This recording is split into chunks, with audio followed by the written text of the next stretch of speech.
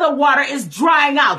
Thus said the sound of God even right now, that you're getting ready to see the rivers of the world like never seen before. Oh, come on, somebody, and magnify God. Come on, somebody, and glorify God. I hear the Spirit of the Lord saying that the rivers of the world are getting ready, my God. They're getting ready to dry up like never seen before. I hear the Spirit of the Lord saying, yeah, my God, that we need to be praying for the Euphrates rivers. I hear the Spirit of the Lord saying that we need to be praying for the Mississippi rivers. Let's hear the sound of God even right now.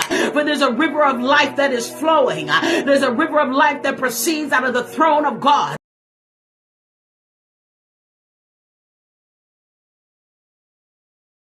According to the Iraqi Ministry of Water Resources, the Euphrates River could be dry by 2040, which raises the biblical prophetic question, is the book of Revelation happening in real time? Well, I'm joined now by CBN's Billy Hollowell. All right, so let's get after it. What did you make of this idea that the Euphrates River could be Revelation happening?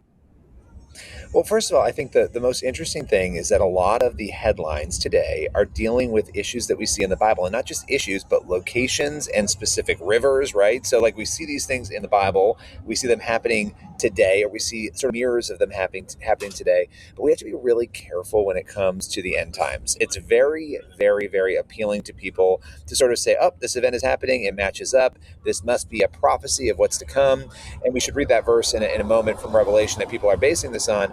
Let me read it just so that we can all be on the same page. Revelation 16:12, the sixth angel poured out his bowl on the great river Euphrates, and its water was dried up to prepare the way for the kings from the east.